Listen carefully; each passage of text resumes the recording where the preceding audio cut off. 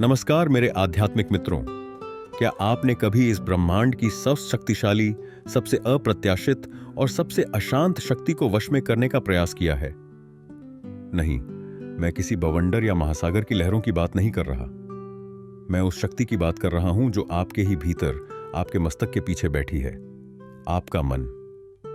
हम साम्राज्यों को जीत सकते हैं, हम पर्वतों को भेद सकते हैं, पर जब हम 2 क्षण शांति से बैठकर केवल अपनी श्वास को देखने का प्रयास करते हैं तो यही मन एक पागल, अनियंत्रित बवंडर बन जाता है। ये क्यों होता है? क्यों यह मन इतना बलवान और इतना हठी है? और क्या इसे वश में करना असंभव है? आज की कहानी किसी साधारण साधक की नहीं है।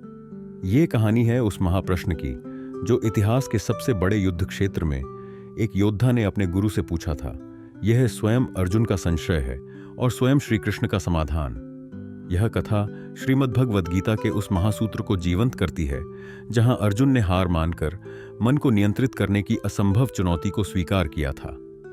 चंचलम ही मनः कृष्ण प्रमाथि बलवदृढ़म् तस्याहम निग्रहम मन्ये वायोरिव सुदुष्करम।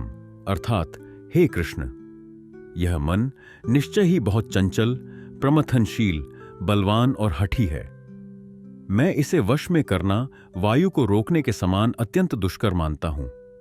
यह कहानी है मानव जाति के सबसे बड़े संघर्ष की, मन के निग्रह की। और यह कहानी है उस दिव्य उदाहरण की जो श्री कृष्ण ने अर्जुन को और अर्जुन के माध्यम से हम सबको दिया। कुरुक्षेत्र का मैदान। युद्ध अभी आरंभ नहीं हुआ था। श्री कृष्ण एक गुरु की भांति अपने शिष्य अर्जुन को ध्यान योग का गूढ़ रहस्य समझा रहे थे।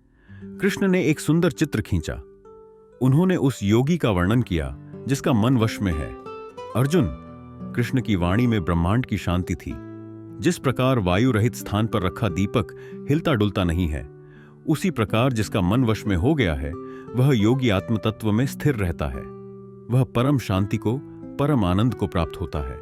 कृष्ण ने शांति का एक सुंदर स्थिर चित्र प्रस्तुत किया, परंतु अर्जुन जो उनका शिष्य था वह एक योद्धा था। वह यथार्थ की भूमि पर खड़ा था। वह उन भावनाओं के बवंडर से गुजर रहा था जिसे हम सब जीवन कहते हैं। उसने कृष्ण द्वारा वर्णित उस अस्थिर दीपक को देखा और फिर अपने भीतर एक महातूफान को देखा। उसने अपने गुरु की ओर देखा। उसकी आंखों में प्रशंसा थी, पर उसके मस्तक पर संशय की रेखाएं थीं। वह कांप नहीं रहा था, पर वह उलझन में था। हे मधुसूदन, अर्जुन ने कहा, आप जिस शांति की बात कर रहे हैं, जिस समत्व भाव की बात कर रहे हैं, वह मुझे अभी स्थायी प्रतीत नहीं होती। क्योंकि अर्जुन ने अपने हृदय का वह भय प्रकट किया जो आज हर साधक का भय है, मेरा यह मन। और तब अर्जुन ने वह श्लोक कहा जो मानव इतिहास में मन की सबसे उत्तम, सबसे सच्ची परिभाषा बन गया। हे कृष्ण, यह मन निश्चय ही बहुत चंचल है। यह एक क्षण यहां है, दूसरे ही क्षण यह अतीत की गलियों में है या भविष्य की चिंताओं में। यह प्रमथनशील है। यह केवल चंचल नहीं है, यह हिंसक है। यह बुद्धि को मथ डालता है। यह विवेक को उखाड़ फेंकता है। यह बलवान है। हे कृष्ण, यह मुझसे भी अधिक बलवान है। मैं भीष्म और द्रोण से लड़ सकता हूं, पर अपने ही मन के एक विचार से हार जाता हूं। और यह हठी है।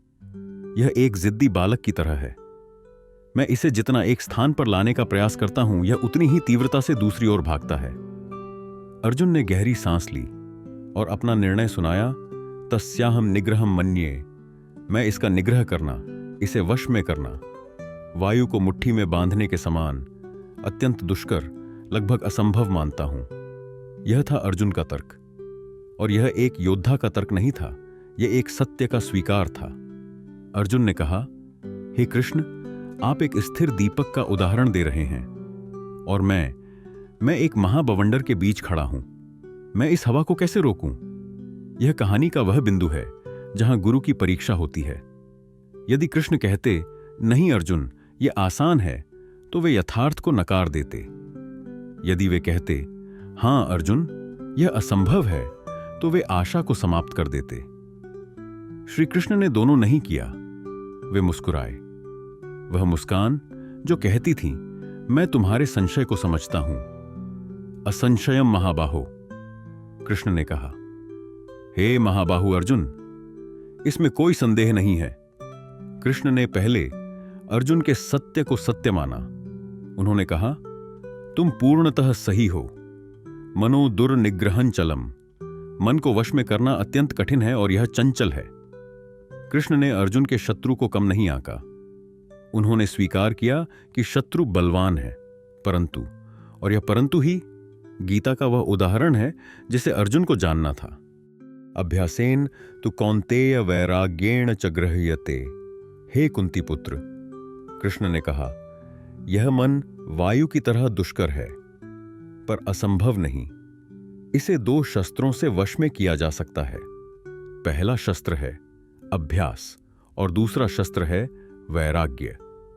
अर्जुन ने उलझन से देखा, अभ्यास, वैराग्य? कृष्ण ने इसे ही उदाहरण बनाकर समझाया। अर्जुन, अभ्यास क्या है? जब तुम पहली बार धनुष उठाना सीख रहे थे, क्या तुमने पहले ही दिन लक्ष्य भेद कर दिया था?